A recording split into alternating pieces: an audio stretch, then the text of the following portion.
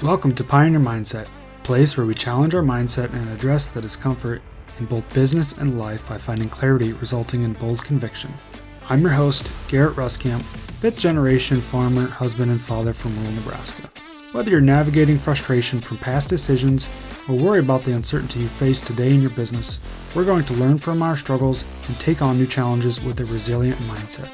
Join me as I share my journey of struggles I faced in agriculture as a farmer and family man.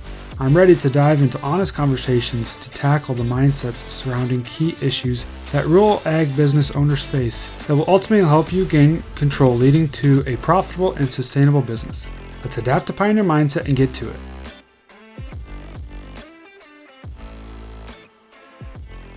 Welcome back, everyone. For this week's episode, I want to talk about booking inputs for next year, or ultimately making decisions on inputs for next year. Probably going to be specifically tailored towards the row crop industry on this one, because that's really kind of what I was talking to at this time of year. We're kind of looking at, what decisions need to be made for the next year's crop. Talking about seed, talking about fertilizer, chemical, all of those different decisions that we're making for next year. Kind of getting at the end of this year, but focusing on next year already. 2024 behind us, looking at 2025's crop. And really, this conversation came up for me when I was thinking about, I had our seed dealer send me some different varieties on looking at next year and sending me this new variety that he had. And he said, it's going to be more expensive, but it's going to be better seed. And we've seen really good results from it. And we've seen good results in trials and, more yield, obviously. So it's going to do a lot better. And that's always the case, is there's always the new and improved thing. Well, the new improved thing usually costs more money. And I don't know about you, but I feel like everything that we do on the row crop side of things or the farming side of things, it's always $10, $15, $20 an acre extra. And it's always just that difference. It's that $10 to $15 an acre. And it's just always right in that area, because we can look at that and we can say, okay, at $7 a bushel of corn, that's 2 bushels per acre. Okay, or now at current prices, we're looking at $4 per bushel of corn. That's 3 bushels. Okay, not a big deal, right? We can get 2 to 3 bushels out of these inputs pretty easy, I would think. But the thing about it is there's not guarantee. There's no guarantee that we're actually going to get this. Maybe we'll get that, but you just don't know. How many of those decisions that you make throughout the year are right around that area, that realm of, okay, let's spend this extra $10 to $15 an acre. Maybe it's 5 of those decisions. 5 of those decisions at $10 an acre is $50 an acre. All of a sudden, that number starts to add up. And I can tell you, it doesn't seem like that might add up, or as far as these decisions, there's not many, but how many times, okay, let's put on this extra fungicide. That's $8 an acre. We're going to add this additive to it, this extra foliar, that's an extra $6 an acre, or spend this extra money on the seed treatment, or whatever the case might be. I mean, I could go on and on with everything that we can do for this crop, and the technology that's out there these days is awesome, and we're really good at producing more yield. But at the end of the day, like I said before, if we've got 5 of those decisions at even $10 an acre, that's $50 an acre. And at $4, that's 15 bushels per acre that we need to cover that cost. Now, generally, I'd say 15 bushels, it's probably not that hard to kind of increase with the right management to increase your yield by 15 bushels. In my case, I would say that's pretty doable. But sometimes we can be pretty tapped out with what we're doing already. So we need to kind of keep that in mind. And I'd say that's always kind of the farmer's mindset is, if it'll improve yield, yeah, let's go through it. Let's do this. Let's try to get the highest yield possible, because at the end of the day, we get paid off of yield. And I'll kind of get into that in a little bit. But I think that's something that we are definitely just taught, trained, and conditioned. If we can swing for the fences and we can get a higher yield, let's do it. Because at the end of the day, our combine monitors, they are yield monitors. They're not profit monitors. They're not revenue monitors. They are, what I said, they're yield monitors. And that's what we tend to measure things in. And so that's where I want to kind of shift this a little bit and kind of think about this a little bit differently. Now, one thing here when it comes to all of these decisions that I want to touch on is Mother Nature takes her cut first. Now, I did not come up with that. I'm going to give credit where credit is due. Ben from the Way to Farm podcast, he's the one that has said that multiple times. And give them a listen. That Way to Farm podcast, a good group of guys there that are putting out a lot of agronomy information. So they've said that many times, that Mother Nature takes her cut first. And that is so true. I don't know about you, but here lately, in the last probably 3 years, we've had some really dry years. This last year was kind of variable. We did have some good moisture, but at the end of the day, Mother Nature turned dry. We had almost 3 months toward the end of the year, July, August, and September, where the rain shut off. And so that was Mother Nature, which said, okay, I think we're done here. We're not going to put any more into this crop. This is what it's going to be to a certain extent. Now, we can do everything that we can to help our crop out. But at the end of the day, we need to keep in mind that we're not always in control. Mother Nature is. And I also kind of go back to back in 2021, which is a few years back, but on the cropping side, we had record yields. We just knocked everything out of the park. It didn't matter if you were good or bad at what you're doing, you had good yields. And so that also goes back to sometimes we think we are in control, but at the end of the day, Mother Nature has more of an effect on this crop than we ever will. And we need to keep that in mind. We need to keep that in mind as we're going through and making some of these decisions. Now, at the end of the day, I want to say our goal here is to make money, right? And so we say, well, we can't make money at these prices. Well, all we do is we spend all this money on this crop trying to improve yield, and we claim that we can't make money. We can't make money because we've spent it all. We've spent it all on inputs that maybe are not necessarily guaranteed. So that's why I want to shift our perspective a little bit and kind of talk through how can we go through making some of these decisions to try to basically make some profit or actually be a little bit more profitable here in how we're going about this approach. Now, this is called pioneer mindset, and that's what we're going to do is we're going to pioneer a new mindset of thinking around some of this crop production and how we're making some of these decisions. Now, when it comes to basically commodity production and agriculture, there's two ways that we can make money in this industry. You can sell more or produce more at a lower cost of production, or the other one is you can sell at a higher price. Now, which one of those is easier for you? Well, I'd say it's always going to be easier for us to produce more. We're going to produce more yield. That's one thing that we've always been taught to do. You look over the past, 10, 15, 20 years, maybe you've got a dad or an uncle in the operation, grandpa, you can say, man, look at all these yields, how they've improved so much. Well, at the end of the day, I don't know if our margins have improved that much because it costs so much more to produce that bushel of grain, that bushel of corn, soybeans, wheat, whatever the crop is that you're raising. So that's one thing that we need to kind of keep in mind is, yes, we're trying to raise more, but at the end of the day, if we don't raise more with a lower production cost or increase that margin in there, we're really not gaining anything. So when it comes to, like I said, the first way, basically commodity production and agriculture produce more at a lower cost of production, that generally means you're going to spend more money, like I just mentioned before. If you're trying to produce more, usually you got to spend more to produce more. And so that's where I think we need to kind of be mindful of how much we're actually spending. Focus on where you are actually spending your dollar. Now, in order to do this, especially this time of year, I think it's super critical, important as a business owners and managers going into next year. We need to build ourselves out an actual cash flow production, or an accurate, I should say, break-even analysis for your farm. And I want to emphasis on that because it was really ironic. Right before I hit record on this, I had a buddy of mine Snapchatted me the picture of a spreadsheet on a break-even analysis for some corn. And basically it was very general. Just by looking at it, I'm like, this is very general. And he even said that it was from an agronomist or from maybe an extension agent. And there's lots of different material out there that you can take and basically will give you a rough idea of what the cost of production is, what your break-even analysis is. But the thing is, that is not for your farm. Those are not for your management decisions. Your operation could be completely different. Your operation has a totally different context than whoever created that generalized break-even analysis. So let's do this for your operation. Let's be very specific, or try to be as detailed as we can, and list everything out. Everything that you typically do on your farm, list it out on a per acre basis or even a per farm basis. When I say the per acre basis, maybe the per crop basis, you got just a kind of a general idea of your seed, your fertilizer, your chemical, your herbicides, your pesticides, any sort of treatments, any sort of additional applications, custom applications, planting, spraying, harvest, all of those. List that out on a per crop basis because it's going to change from corn, soybeans, wheat, alfalfa, whatever your crops are. We need to list that out as detailed as we can. Those are your expenses, right? And then I mentioned do that on a per acre basis. Well, the other things that you might have on a per farm basis are, say, your different term notes or your different, maybe your equipment expenses, your repairs, your labor, your hired help, your living cost. All of those things we need to list out and account for everything. So that way we can maybe put that in on a per farm basis, maybe the numbers that don't necessarily change whether you farm 500 acres or 800 acres. That number ain't necessarily going to change a lot. We need to list that all out and account for all of that. Or maybe it doesn't necessarily change whether it's an acre of corn, soybeans, or whatever crop that is. Let's list that out so we know exactly what those are. Now, we just talked about all the expenses. Okay, now let's go to the big unknown, the yield. We don't know what our yield for next year is going to be when it comes to producing a projection. We do not know what that's going to be. But we can have a pretty good idea, especially if you've been in this industry for a while, especially if you've been farming the acres that you have for quite a while. You've got probably a pretty good estimate of what they're going to do. Especially, I'd say the last few years, we've had a lot of variability.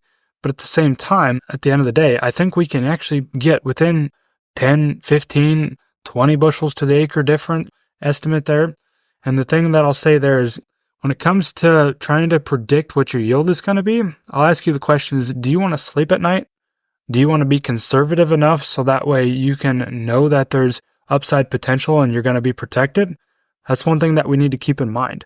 It's good to be conservative, but also don't shoot yourself in the foot. If we put an extremely low number out there and we're trying to make a profit on way less yield projections than what we can actually do on a normal year, that might actually shoot yourself in the foot, because I'm going to get into this a little bit later, is you may not actually spend what you think you can because basically your yield projections are off. So try to be realistic. At the end of the day, that's what we're going to be trying to do, is just try to be realistic.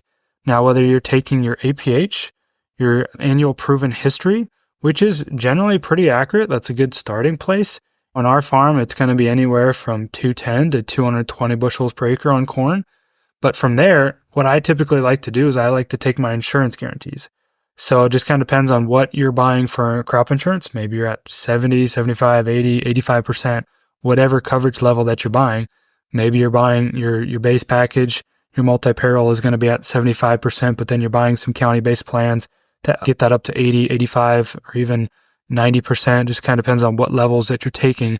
Let's keep that in mind. If you really want to be conservative, that's a good way to do that, because those are going to cost you money to go buy that crop insurance, but that's ultimately at the end of the day going to help you sleep. And a little side note there, your banker is going to want to know that well. If you're borrowing money for your operating cost, your banker is going to want to know what those coverage levels are as well, and that you're keeping those in mind. So that way we're not saying, okay, our APH is, say 210, for example, and we're putting that number in there, and we're putting that number in at the highest price that we've seen over the last 12 months. Maybe put that in there at $5. That's really going to change exactly what your actual guarantee is on a revenue per acre basis. So that number there, the big unknown, is the yield. So do your best to be realistic there when we're putting that projection together. Now, the one thing there is that's going to ultimately give us a break even per acre or per bushel. If you can do that math, that's the number that we're after here, is a break even on a per acre or per bushel. Now, once we get that number, it's either going to be positive, it's going to be negative, or maybe it's close to a break even, somewhere in the middle. So that's where we need to determine what are some changes that we could potentially make. Now, going into next year, if you're being honest with your numbers, I'm guessing there's a good chance that your break even could be negative. That's just the reality of it. That's where corn prices are at. That's where input prices are. There's a reality that your break evens are going to be negative. That's why I really want to be having this conversation, is because we talk about wanting to make money. Well, at the end of the day, making money is considered profit, taking profit. So what can we do to make a profit? Well, as we're going to actually shift our perspective here, let's consider actually taking our profit first. Now, when we consider profit, we also need to be kind of aware as to what we're all considering the profit to be. In some cases, if you are a sole proprietorship, maybe you're running everything through a farm account or even just one bank account, your personal checking account, profit could literally just be paying yourself, your family living expenses, and taking care of the family at the end of the day, making sure you get all your term debt paid down. That could be profit. But in some cases, if it's a corporation or an entity as you've got it set up, and maybe you're doing your due diligence and you're actually paying yourself and considering that a part of your cost of production is your living expenses, which is the way it needs to be. I'll emphasize on that. We need to account for that, so that way we're not basically left over with the scraps. And in some years, there's no scraps left over. How does that feel if there's no scraps left over for your family living expenses? Let's account for that ahead of time. And from there, we can try to figure out where we want our profit to be. What are some realistic profit targets on maybe a per acre basis? Now, the other thing that I also want to mention there just is when you're considering that, if you factor in your living expenses, you factor in what you need for your family living expenses, what your take home is on your cost of production there, on your break-even analysis, you factor that in, you factor in all of your term debt. If you're basically breaking even, which might seem like in a sense, if you're breaking even, you're actually losing money. Well, in that case, if you're breaking even, but you're paying yourself, you're paying your family, you're getting by, you're living, you're doing everything you need to do on the personal side, and you're paying debt down, you're paying your principal term portion of your debt down, then your net worth, to a certain extent, is actually going to be increasing. Everything on your equity side of things, you're actually going to be increasing your equity. So sometimes in these really tough years, even if we get to a break even, that's doing good. That's doing what we need to do. We're getting the bank paid back. We're paying all of our personal expenses. That could be where we need to go. Now, if you want to push this one step further, or if you really do need to be in the negative when it comes to this break-even analysis, we need to really get this back up to a break-even or a positive, then let's actually look at these expenses a little bit. And this is where we can kind of dive in and evaluate our inputs a little bit more. What is a need versus what is, I could have this. This will help me increase yield. What is a need? Well, I'd say in some cases, a need is going to be your seed. You can't harvest anything if you don't plant seed in the ground. Seed, maybe some fertilizers you're going to need. Just really evaluate. I'm not going to spend a ton of time on this, but we really need to evaluate what is a need and what are some different ways that we can cut cost. You can shop around or don't spend that extra $15 like I mentioned before, or truly focus on what is actually needed for this crop. One way that we can kind of do that, one way that I've tried to shift my perspective a little bit is the crop that we raise is ultimately a product of the soil, So if we can maybe try to take care of the soil, what are some different things that we can do to take care of the soil, not just amendments to the crop throughout the growing season where it's a one and done. If it works, great. If it not, we're just kind of SOL. So what are some different things that we can look at there as far as that goes? And like I said, I'm not going to dive into that too much, but this is where we're going to, maybe we're projected to lose $50 an acre on corn. Let's try to evaluate what can we do to kind of cut some costs back, and let's maybe be conservative so that way we can potentially actually get this back to where we need to be and to make money. That's what we're in this for. This is a business. We're in the business of making money and taking our profits so we can move on and farm on next year versus losing money and going backwards.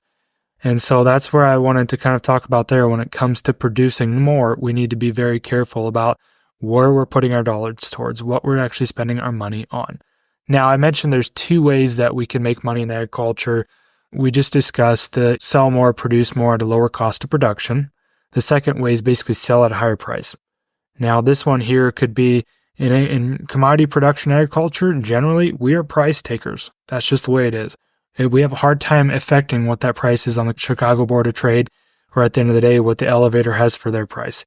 But that's not to say that we cannot do some different things to help improve that bottom line, to help improve the price that we take home at the end of the day. And this is where our risk management can really come in. This is where a really good marketing advisor can really play a vital role in your operation. And if you do not have one, I strongly encourage you to look into a good marketing advisor. Side note there, hit me up if you need somebody or you want to learn more about that. I've got somebody in mind that we use that has been very good for our operation. And they're not going to increase your bottom line by $1 or $2. And if they do, you've got a really good one or you're really lucky. But we're just trying to maybe improve 15, 20 cents here and there on our bushels. And that can really add up. That can really add up on 200 bushels an acre at 15 cents. I'm not going to do the math because I don't have a calculator in front of me, but I'm not very good at that. You can do that math. It adds up. Okay. So we need to keep that in mind, that just maybe increasing our target prices here and there, maybe removing some emotion by adding somebody else into the role or into that seat by helping us with the marketing advisor and marketing side of things. That could be extremely important for our operation to help us. So that way, even though we are price takers, we are taking a better price to kind of improve that price that we're selling at. The one thing I also want to hit on here real quick is maybe this is the year, if our break even is looking pretty negative, that we try to look at different markets, maybe try to look at producing different crops. One thing in our area that's actually been pretty profitable over the years is alfalfa. Now, as I record this, alfalfa prices tanked, and to a certain extent, yes, we are still a price taker in that, but there are some different revenues there, different maybe outlets that you can do to try to look at different markets. Maybe look at, say, non-GMO corn. Maybe you're even looking at, say, switching over to organic. For us, another thing that we also utilize is we've got wheat in our rotation or small grains. Maybe trying to produce on some small acres, try to produce a different crop that you can be a price maker on versus the price taker. Now, I've covered all this, but the general thing that I want you guys to take away on this is to just really be thinking at next year. Don't be just committing to all of these input costs because it's going to get you more yield, or because everybody else is doing it, or because the salesman says this is what you should do. Really do your due diligence, be responsible here, because at the end of the day, it's not their business that's on the line, it's yours. And so you need to be responsible. You need to take ownership for all the decisions that you're making within your own business. And so, especially as we get into looking at next year's crop, this is something that's going to be extremely important. And these are just some different ways that we can look at doing things, so that way we're being diligent with our business decisions. So that's really all I have. But if you have any questions on how we can maybe look at, say, a break-even analysis, there's multiple different tools out there. Try to utilize them. Try to find something that works best for you. I've got some tools that we've utilized on our farm that have worked pretty good. If you need some help with evaluating that, please feel free to reach out.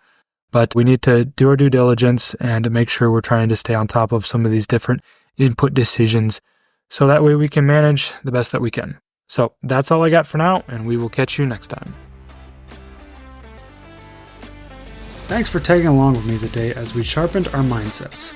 If you've gained insight from today's episode, be sure to take a screenshot to share, or send this episode to somebody who might also find value in it. For more, follow me on Instagram @GarrettRuskamp or on Facebook, and join me next time for more conviction through clarity.